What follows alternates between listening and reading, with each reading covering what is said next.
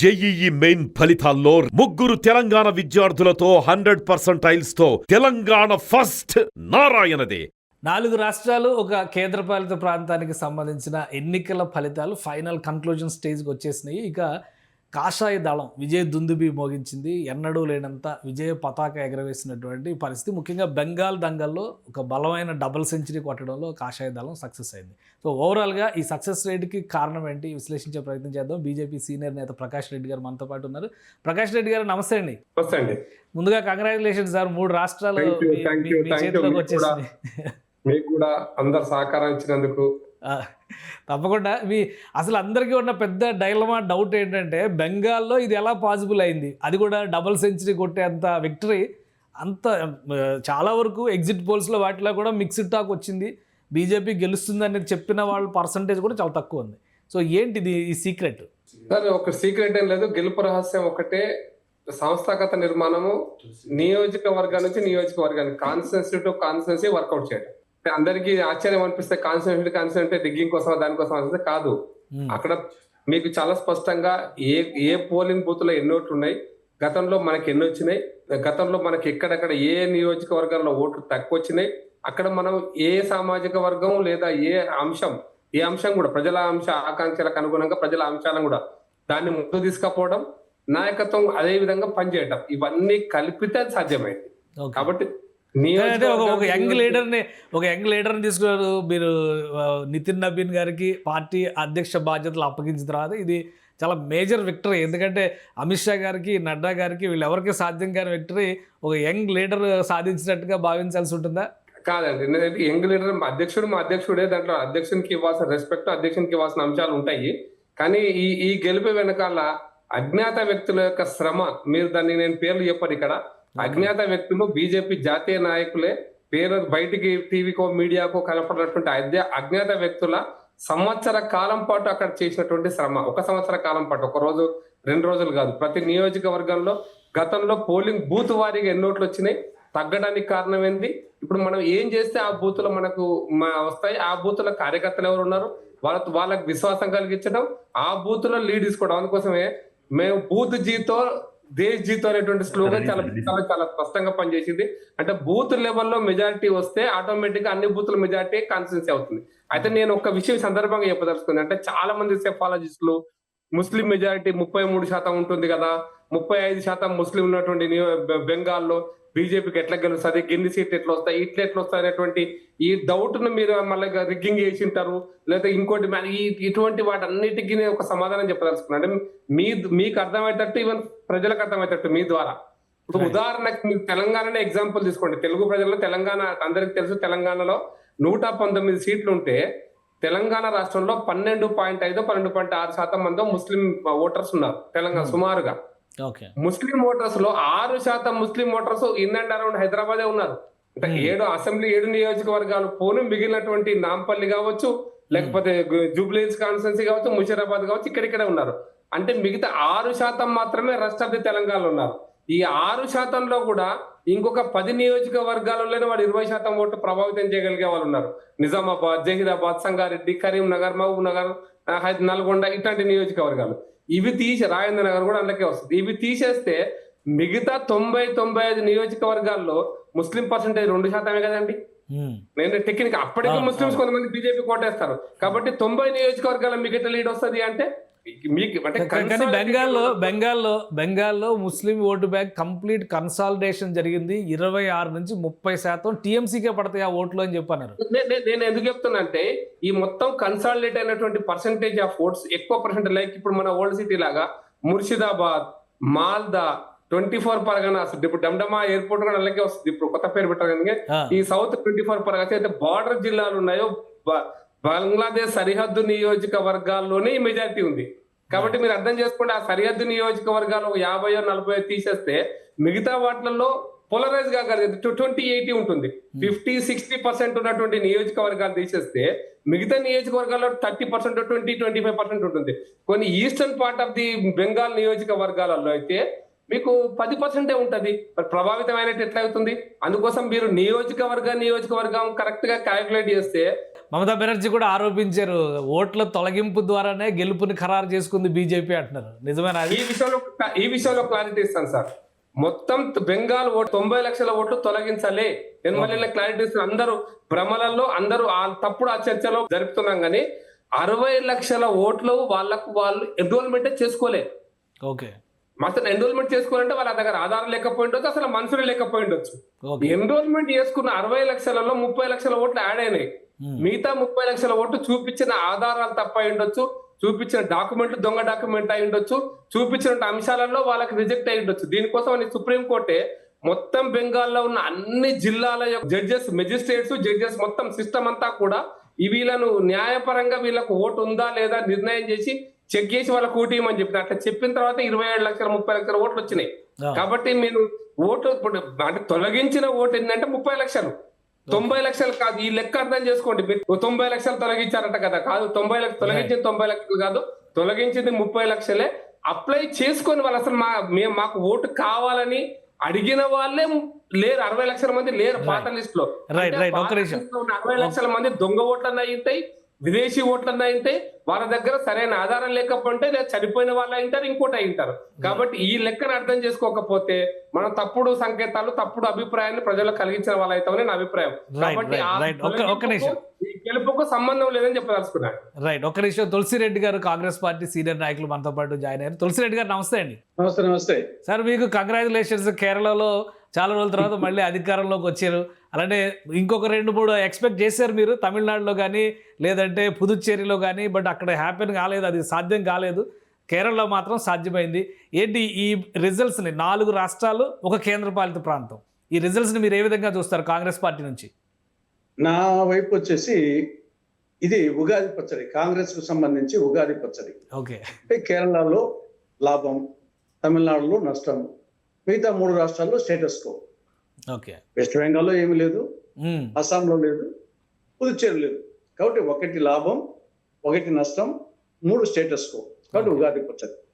Same బీజేపీకి కూడా నాకు తెలిసి ఉగాది పచ్చడి. 1 ప్లస్ వెస్ట్ బెంగాల్, మిగతా 4 స్టేటస్ కో. అస్సాంలో ఉన్నారు వచ్చారు, పుదుచ్చేరిలో ఉన్నారు వచ్చారు, కేరళలో లేరు, వెస్ట్ తమిళనాడులో లేరు. కాబట్టి వాళ్ళు కూడా 1 ప్లస్ 4 స్టేటస్ కు. మిగతా లెఫ్ట్ కు వచ్చేసి నష్టం, తర్వాత డిఎంకేకు నష్టం, తృణమూల్ కాంగ్రెస్ కు నష్టం, టీవీకేకు లాభం. ఇది ఓవరాల్ గా 5 రాష్ట్రాల ఫలితాలు. ఓవరాల్ గా ఐఎన్డీ అలయన్స్, ఇండియా అలయన్స్ కూటమికి లాభమా నష్టమా? ఇప్పుడు ఇక్కడ ఈ ఎన్నికల్లో ఇండియా కూటమికి అర్థమే లేదు. ఎందుకంటే కేరళలో ఇండియా కూటమిలో ఎల్డీఎఫ్, యూడీఎఫ్, వెస్ట్ బెంగాల్లో సెపరేట్ గా పోటీ చేశాయి. అటు లెఫ్ట్ సెపరేట్ గా పోటీ చేసింది కాంగ్రెస్, తృణమూల్ కాంగ్రెస్. కాబట్టి ఈ 5 రాష్ట్రాల ఎన్నికలకు సంబంధించి అది ఇండియా దానికి అర్థం లేదు. కాబట్టి అది ఇండియా కూటమి కాదు, పార్టీలో పోయినా ఏ పార్టీకి ఆ పార్టీ. ఇది ఓవరాల్ గా 5 రాష్ట్రాలు చూస్తే. ఇంకా ఇండివిజువల్ గా ఒక్కొక్క రాష్ట్రం వస్తే నా అభిప్రాయము వెస్ట్ బెంగాల్ కు సంబంధించి ఒకవైపు మమతా సైడ్, ఒకవైపు బీజేపీ సైడ్ చూస్తే మమత వైపు నుండి 15 సంవత్సరాల పాటు అధికారంలో ఉండడం అనేది అది ఒక ప్రభుత్వ వ్యతిరేకతకు, ఆవిడ వ్యతిరేకతకు అది ఒక కారణం. తర్వాత ప్రజలు మార్పు కోరుకోవడం అనేది సహజము. కాబట్టి 15 ఏళ్ల తర్వాత మార్పు, ఆ మార్పును ఇది ఆవిడ సైడ్ నుండి ఆ మార్పును అందుకుండే స్థాయికి బీజేపీ చేరుకోవడము. బీజేపీ పోల్ మేనేజ్మెంట్ అంటే రిగ్గింగ్ అని కాదు, వాళ్ళు బూత్ స్థాయి నుండి వచ్చేసి క్యాడర్ను సమీకరించుకోవడము, ఏజెంట్ పెట్టుకోవడము, అమిత్ షా మొదటి దాని మీద అన్ని రాష్ట్రాల్లో కాన్సన్ట్రేట్ చేస్తున్నాడు. కాబట్టి బీజేపీకి సంబంధించి ఆ మార్పును అందుకుండే స్థాయికి వాళ్ళు ఎదగడము, పోల్ మేనేజ్మెంట్, తర్వాత కొంత హిందూ పోలరైజేషన్ అయినట్టు కనపడతా ఉంది. ఇవి వెస్ట్ బెంగాల్లో మమత ఓడిపోవడము, బీజేపీకి వచ్చినానికి అనుకుంటున్నాను. తమిళనాడులో అగైన్ ఇక్కడ కూడా స్టాలిన్ పోయేదానికి 1 మార్పు. ఆ రాష్ట్రంలో జనరల్ గా ఎవరి టర్మ్ వచ్చేసి మార్పు అనేది సహజంగా జరుగుతుంటుంది, ఒకసారి జయలలితకు తప్ప. కాబట్టి ఆ మార్పు నేపథ్యంలో ఆ సహజమైన ఆ రాష్ట్రంలో ఉండేది పీడా పనిచేసినట్టుంది. కొంత అవినీతి, కొంత కుటుంబ పాలన అది యాడ్ చేసినట్టుంది. దీన్ని ఈ మార్పును అందుకునే స్థాయికి ఆ పక్క టీవీకి ఎదిగింది. ఇదే జయలలిత ఉండింటే కన్నా ఏడీఎంకేలో జయలలిత లాంటి స్టేచర్ ఉండే వాళ్ళు ఉండింటే అది ఏడీఎంకి పోయిండేది. జయలలిత లాంటి స్టేచర్ ఉండే వాళ్ళు ఏడీఎంకేలో కానీ బీజేపీ కానీ లేకపోవడంతో ఆ యొక్క మార్పు అనేది టీవీకే వచ్చింది. ఆ టీవీకేకి వచ్చేదానికి కారణం వచ్చేసి అతను సినిమా యాక్టర్ కావడము, జనరల్ గా యూత్ లో క్రేజు, దానికి తోడు మహిళల్లో కూడా fight between Stalin and Vijayan. Stalin స్థాయికి పళనిస్వామి కానీ బీజేపీ లీడర్ విజయన్ ఎదిగినాడు కాబట్టి మార్పు కోరుకున్నప్పుడు ఆ మార్పు ఈ పక్క షిఫ్ట్ అయింది. ఇది తమిళనాడుకు సంబంధించి. ఇక మిగతా కేరళకు సంబంధించి ఆడ కూడా మార్పు పనిచేసింది. జనరల్ గా ఎవరి టర్మ్ మార్పు, అలాంటిది 2 టర్మ్స్ ఉన్నారు కాబట్టి మార్పు అనేది అక్కడ కూడా పనిచేసింది. దాన్ని మన 2024 లోక్సభ ఎన్నికల్లోనే ఆ మార్పు కనపడింది, స్థానిక సంస్థలో ఎన్నికల్లో మార్పు కనపడింది. కాబట్టి ఆ మార్పు అనేది కంటిన్యూ అయింది. అది కేరళకు సంబంధించి. ఇక అస్సాంకు సంబంధించి ఆడ కొంతవరకు మార్పును అందుకునే స్థాయికి కాంగ్రెస్ చేరలేదు. ఆ మార్పును 2 సార్లు కాబట్టి ఈసారి శర్మకు వచ్చేసి హిమంత శర్మ అతను ఒక విధంగా వచ్చేసి అది ఆయన వ్యక్తిగత బీజేపీ గెలుపుతో పాటు ఆయన వ్యక్తిగత ప్రతిష్ట కూడా కలిసినట్టుంది. తర్వాత ఏయుడిఎఫ్ కాంగ్రెస్ సెపరేట్ గా పోటీ చేయడం అనేది కూడా కాంగ్రెస్ ఓటర్లో చీలికించడానికి కారణం. అది కూడా ఒక ఉపయోగపడినట్టుంది. ఇంకా పుదుచ్చేరి వచ్చేసి ఇది మెయిన్ గా రంగస్వామి విజయం అనుకోవాలి, ఇది మిగతా అందరికంటే. సరే, ఇది ఓవరాల్ గా ఓవరాల్ ఒకసారి చూస్తే నేషనల్ ఎరీనాలో ఎక్స్ట్రీమ్ ఈస్ట్ నుంచి అంటే అస్సాం దగ్గర నుంచి ఇటు గుజరాత్ వరకు కాషాయం, అటువైపు నార్త్ నుంచి ఇటు సౌత్ వరకు. మీరు ఎక్స్ట్రీమ్ నార్త్ ఎక్స్ట్రీమ్ సౌత్ వదిలేయండి, ఎందుకంటే జమ్మూ కాశ్మీర్, పంజాబ్, హిమాచల్ ప్రదేశ్ అట్లా కనిపిస్తుంది. ఇక్కడ కింద చూస్తే తమిళనాడు, కొంచెం కర్ణాటక, కేరళ, ఇవి తప్పితే మిగతా మొత్తం కాషాయం అయిపోయింది. ఇది ఇంతకు ముందర ఎప్పుడూ లేనంత కాషాయ ముద్ర పడింది భారతదేశం మీద అంటున్నారు. ఇది ప్రతిపక్షాలు ఎదగడానికి అవకాశం లేని సందర్భమా, లేదంటే ప్రతిపక్షాలు అంచనాలు తగ్గట్టుగా ఎదగలేకపోతున్నాయా? మనకు బెస్ట్ ఎగ్జాంపుల్ 1984లో 2 కదా. ఆ రోజు వచ్చేసి ఇళ్ళనేదో కాంగ్రెస్ ముక్త భారత్ ఏదో పేర్లు ఆ రోజు ఎవరేం అనకుండానే మొత్తం ఎక్కడ ఆనవాళ్ళు కూడా లేదు కదా వచ్చేసి మొత్తం 2 సీట్లు నుండి వచ్చినప్పుడు. కాబట్టి ఇది చారిత్రక పరిణామ క్రమంలో ఇది సైక్లింగ్ జరుగుతూ ఉంటుంది. ఎల్లకాలం ఒకే పార్టీ అధికారంలో ఉండడం అనేది ప్రజాస్వామ్యంలో. అంటే ఇప్పుడు బీజేపీ వేవ్ నడుస్తుంది అంటారా? ఏం నడిచినప్పుడు కేరళలో ఏం రాలేదు కదా, తమిళనాడులో రాలేదు కదా. ఇప్పుడు కూడా ఈ 5 రాష్ట్రాలు తీసుకున్నా కానీ 2 రాలేదు కదా వచ్చేసి. ఆడ కూడా వచ్చేసి రావాలని ప్రయత్నం చేశారు కదా. కాబట్టి ఇది ఒక నిరంతర పోరాటం రాజకీయాలు. ఒక్కొక్కసారి కొన్ని ఫ్యాక్టర్స్ ఒక పార్టీకి అనుకూలం ఉంటాయి, కూటమికి అనుకూలం ఉంటాయి. కొన్నాళ్ళు ప్రజలు మార్పు కోరినప్పుడు ఈజీగా వచ్చేసి తమిళనాడు వచ్చేసి ఈజీగా మార్పు జరిగింది టీవీకి అనుకోకుండా. అదేవిధంగా రేపు 2029లో 3 సార్లు ఉన్నారు కాబట్టి 4వసారికి మార్పు కోరుకున్నప్పుడు కాంగ్రెస్ ఆ స్థాయికి ఎదిగింది అనుకోండి, ఈజీగా మార్పు వాళ్ళ చేతికి అందిస్తారు.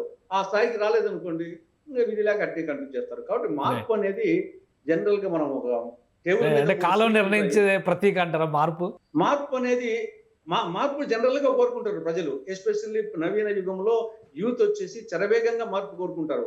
కానీ కోరుకున్నప్పుడు దాన్ని అందుకుండే స్థాయిలో వచ్చేసి కూటమి కానీ అపోజిషన్ కూటమి కానీ పార్టీ కానీ ఉంటే డెఫినెట్ గా పక్క మొక్కుతారు. లేనప్పుడు గతి లేనప్పుడు గంజే పానకం ఇట్నే ఉంటారు. ఇది జనరల్ గా. రైట్. ప్రకాష్ రెడ్డి గారు ఏమంటారు? కాలం డిసైడ్ చేసిందా, ఇది కాషాయం డిసైడ్ చేసిందా? మార్పులో భాగంగానే మారింది, అంతేగాని పెద్దగా ఏమీ ఇందులో లేదు. 2029కి మేము రెడీ అంటున్నారు తులసిరెడ్డి గారు. ఒక రాజకీయ పార్టీగా వాళ్ళు రెడీగా ఉండాల్సిందే. ఏ రాజకీయ పార్టీ రెడీగా ఉండాల్సిందే. మేము 2 సీట్లు గెలిచినప్పుడు రెడీగా ఉన్నాం, 100 సీట్లు గెలిచినప్పుడు అడిగి ఉన్నారు, 200 సీట్లు గెలిచినప్పుడు అడిగి ఉన్నాం, 300 సీట్లు గెలిచినప్పుడు అడిగి ఉన్నాం. రాజకీయ పార్టీ యొక్క బాధ్యత కూడా అదే, వాళ్ళు రెడీగా ఉండాల్సిందే. దాంట్లో 2వ ఆలోచన అవసరం లేదు.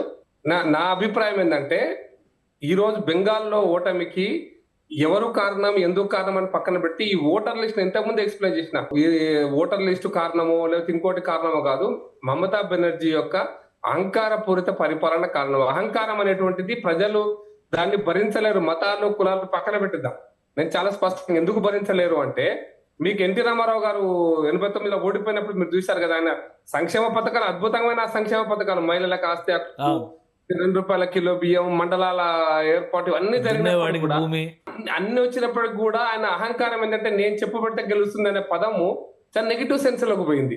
అట్లాగే మమతా బెనర్జీ కూడా నేను బెంగాల్ ప్రైడ్, బెంగాల్ తెలుగు జాతి ఆత్మగౌరవం ఎన్టీ రామారావు అన్నాడు, నేను బెంగాల్ ప్రైడ్, బెంగాల్ ఆత్మగౌరవం ఎంతకాలం ఉంటుంది బెంగాల్ ఆత్మగౌరవం? ఆఖరి దప్పుల బాధలు ఆత్మగౌరవం ముందు నిలబడలేదు. దాని పర్యవసానంగా ఈ ఫలితాలు వచ్చినాయి. అయితే బెంగాల్ ఫలితాలు నేను చాలా స్పష్టంగా అది దేశం కోసం వచ్చిన ఫలితాలుగా నేను భావిస్తా. ప్రజలు దేశం కోసం ఓటేశారు. ప్రజలు ఈ యొక్క దేశ సరిహద్దు రక్షణ కోసం ఓటేశారు.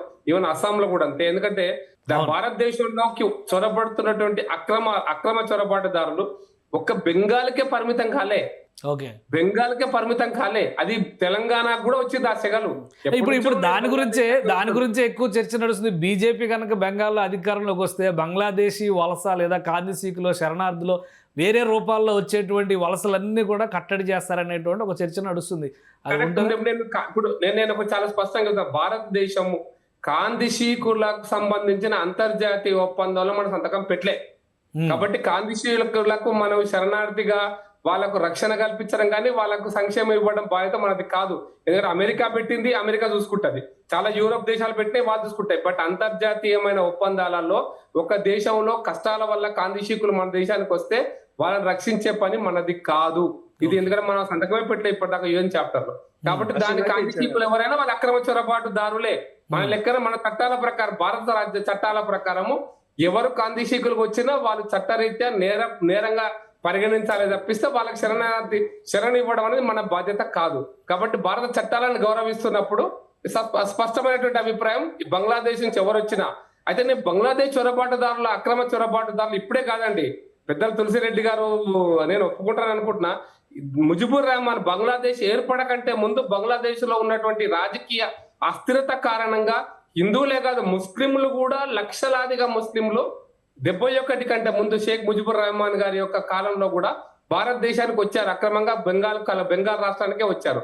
వాళ్ళందరూ కూడా బెంగాల్లో సెటిల్ అయి ఉన్నారు. వాళ్ళను 71 తర్వాత బంగ్లాదేశ్ ఏర్పడ్డ తర్వాత వాళ్ళందరూ పోలే, అక్కడ మిగిలిపోయినారు. వాళ్ళందరూ కూడా అక్రమ నివాసస్తులుగానే గుర్తించాలి మనం ఈ రోజున. అది అస్సాంలో కూడా అటువంటి. కానీ మమతా బెనర్జీ ఒక స్టేట్మెంట్ ఇచ్చారు, మీరు ఇలాంటివన్నీ రైజ్ చేసి అసలు పరిపాలన సాధ్యం కాదు, బలమైన ప్రతిపక్షం ఎలా ఉంటుందో కూడా చూపిస్తామని చెప్పారు. నేను అందుకోసం ఇంతకుముందు ఒక మాట చెప్పాను, బెంగాల్ రాష్ట్రము ఇండిపెండెన్స్ స్వతంత్రం వచ్చినప్పుడు బాంబే క్యాపిటల్ సిటీ అనుకుంటాం, మన ఆర్థిక రాజధాని ఎన్ని అయితే పరిశ్రమలు ఉండేనో అంతకంటే ఎక్కువ పరిశ్రమలు కలకత్తా నగరంలో ఉండే. కలకత్తా నగరంలో ఉన్నటువంటి పరిశ్రమల సంఖ్య బాంబే కంటే ఎక్కువ ఉండే. మన దేశంలో అత్యధిక పెట్టుబడిదారుగా పారిశ్రామికవేత్తగా పేరు పొందిన బిర్లా హెడ్ క్వార్టర్స్ కలకత్తా నగరంలో ఉండే. ఎందుకు ఈస్ట్ ఇండియా కంపెనీ యొక్క కేంద్రం కలకత్తా నగరమే ఉండే. అంత ఆర్థికమైనటువంటి అభివృద్ధి, పారిశ్రామికీకరణ జరిగినటువంటి బెంగాల్లో అది కాంగ్రెస్ పాలన కావచ్చు, కమ్యూనిస్ట్ పాలన కావచ్చు, ఆ ట్రేడ్ యూనియనిజం, ఆ సోషలిజం పేరు మీద కాంగ్రెస్ గాని, ట్రేడ్ యూనియనిజం పేరు మీద కమ్యూనిస్ట్ పార్టీలు గాని, ఈ రెండు కూడా బెంగాల్ యొక్క విధ్వంసానికి కారణమైనవి.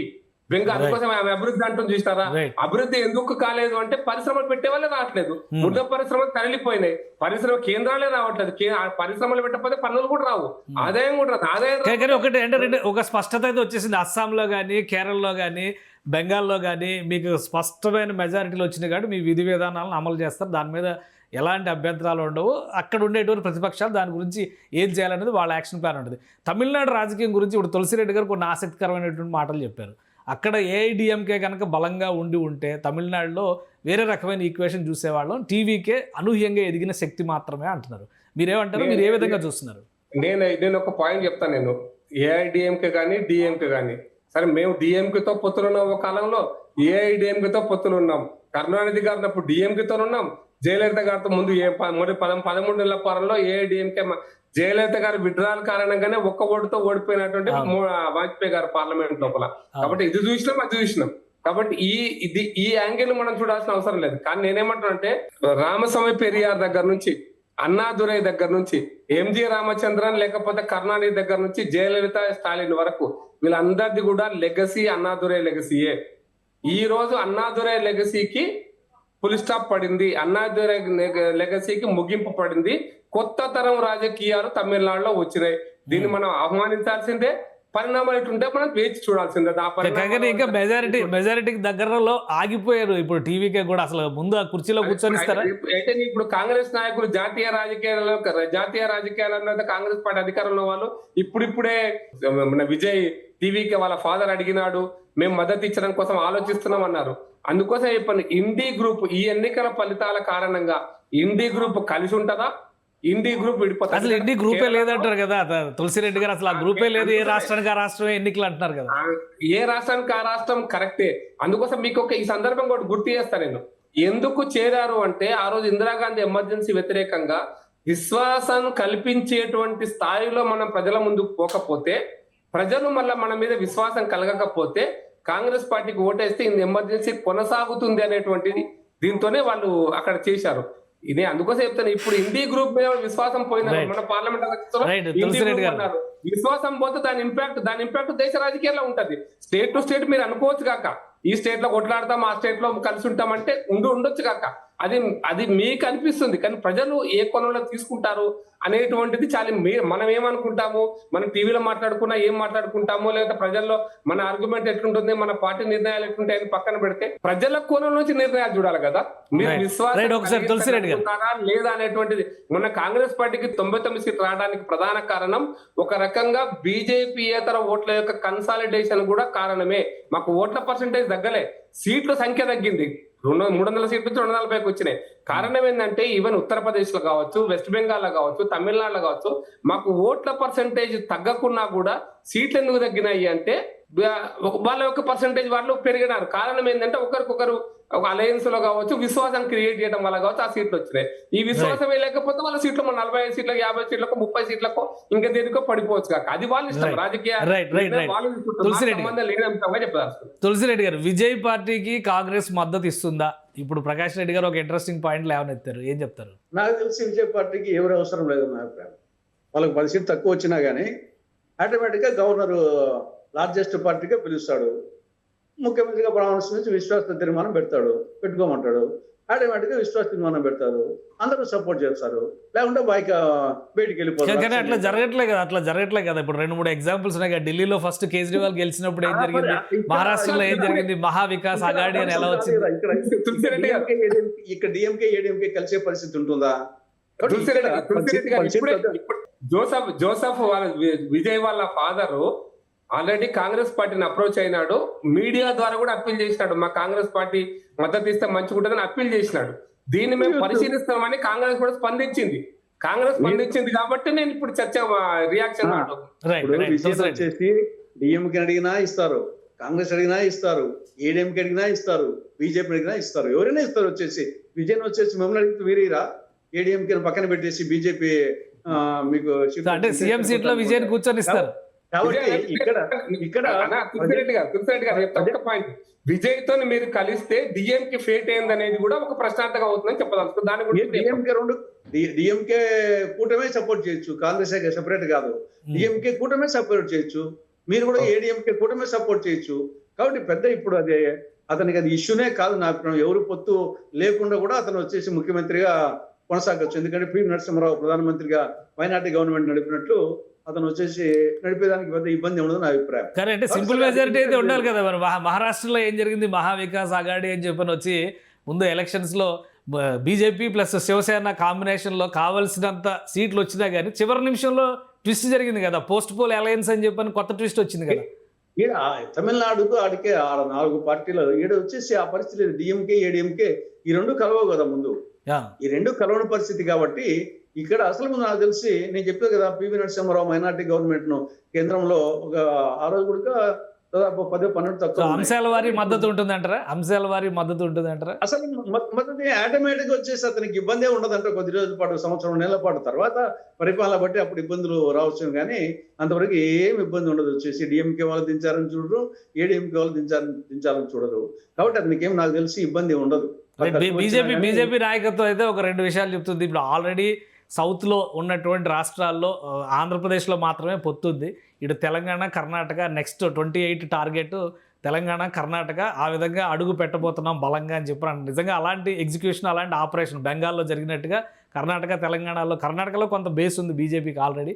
తెలంగాణలో జరిగేటువంటి అవకాశం ఉంటుందంటారా? ఇప్పుడు ఎన్ని ఎట్లా ఉంటాయంటే, కాలం కలిసి వచ్చినప్పుడు నడిచొచ్చే కొడుకు పుడతాడు, కాలం కలిసి రాకుంటే పై పంచే పామై కలుస్తుందని చెప్పేసి అలా కలిసి వచ్చినప్పుడు అందరూ పెద్ద మగోళ్ళే.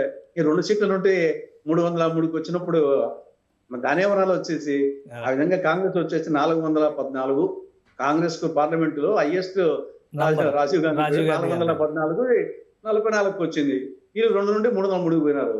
కాబట్టి ఎల్లకాలము ఎవరి కాలము ఉండదు. వచ్చేసి పెద్ద పెద్ద గుప్త సామ్రాజ్యము, మౌర్య సామ్రాజ్యాలే కూలిపోయినాయి. విజయనగర సామ్రాజ్యం, మహోన్నత విజయనగర సామ్రాజ్యం కాబట్టి కాంగ్రెస్ అది అంటే కాంగ్రెస్ ముక్త భారత్ అనేదాన్ని సాకారం చేస్తా ఉంటారు. ఇంకో 2-3 రాష్ట్రాలు క్లీన్ చేస్తే మొత్తం కాంగ్రెస్ ముక్త భారత్ అన్న అతిశయోక్తే, బీజేపీ ముక్త భారత్ అన్న అతిశయోక్తే. రైట్. కాబట్టి ఇవన్నీ ఊరికి పొద్దున మాటలు. కాబట్టి నినాదాలు ఇస్తున్నారు. కాబట్టి ఇది ఒక నిరంతర పోరాటం. అంటే మీకే అంత ఉంటే 414 ఇన్నేళ్లు పరిపాలించిన కాంగ్రెస్ పార్టీకి భారత ప్రధానమంత్రి మొదలుకొని వార్డు మెంబర్ వరకు అప్రతిగతంగా పరిపాలించిన కాంగ్రెస్ కి ఎంత ఉండాలా? మీరు వచ్చేసి ఏ రాష్ట్రం లేరు కదా, ఏ రాష్ట్రంలో లేరు. 2 సీట్లు నుండి మీకే ఎంత ఉన్నప్పుడు బీజేపీకి మాకెంత ఉండాలి వచ్చేసి. Right right. ప్రకాష్ గారు కంక్లూడ్ చేద్దాం. ప్రకాష్ గారు మీరు ఏం చెప్తారు? దక్షిణాది ఆపరేషన్ ఏమైనా స్టార్ట్ అవుతుందా బెంగాల్ విజయం తర్వాత? ఆపరేషన్ ఇప్పుడే స్టార్ట్ కాదు, ఇంతకు ముందే స్టార్ట్ అయింది. ఓకే. కేరళలో మొదలు ఇప్పుడున్నటువంటి ఎంపీ గారు, మాకు ఒక ఎంపీ గెలిచారు కదా, సురేష్ గోపి గారు గెలిచినప్పుడు వారికి రాజ్యసభ సభ్యులు కూడా ఇచ్చారు.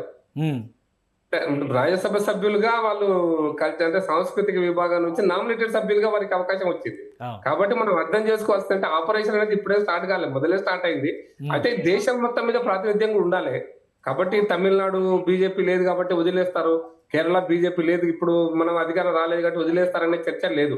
తమిళనాడు విషయంలో, కేరళ విషయంలో, బెంగాల్ విషయంలో కానీ, అస్సాం విషయంలో కానీ ఎక్కడ వదిలిపెట్టే, తెలంగాణ విషయంలో, కర్ణాటక విషయంలో కూడా అదే ఉంటుంది వ్యూహం. వదిలిపెట్టలేదు. తెలంగాణ, కర్ణాటక అయితే ఇంకా ఆటోమేటిక్ గా ఇప్పుడు ప్రతిపక్షం ఉన్నాం కాబట్టి ఆటోమేటిక్ వచ్చేస్తాం. తెలంగాణ కూడా వదిలిపెట్టేది లేదు. తెలంగాణ మొన్నటిసారి అనుకోని కారణాల వల్ల మేము అధికారాన్ని కోల్పోయినాం. అధికారం రాకుండా పోయింది. కోల్పోయినామంటే మాకున్న అధికారం కదా రాకుండా పోయింది.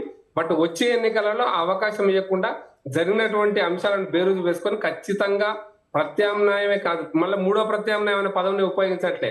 Yes we are alternative. ఎందుకంటే ఎంపీ సీట్లు గెలిచినామా అప్పుడేమో 50-50గా పరిణామం కొనసాగితే మేము అధికారంలోకి వస్తాం తెలంగాణలో. కాంగ్రెస్ పార్టీ ఆ తర్వాత మీకు ఇంకొక పాయింట్ చెప్తా. ఇంట్రెస్టింగ్ ఒక పాయింట్ ఏంటంటే, వచ్చేటువంటి ఎన్నికలలో 3-4 ఎన్నికలు ఉన్నాయి కదా, హిమాచల్ ప్రదేశ్ కావచ్చు, లేకపోతే ఉత్తరాఖండ్ కానీ, లేకపోతే ఉత్తరప్రదేశ్ కానీ. ఉత్తరప్రదేశ్ లో 80 పార్లమెంట్ సీట్ల ఏరియాలో కాంగ్రెస్ పార్టీతో ఎస్పీ పార్టీతో కలిసిపోవాల్సిందే.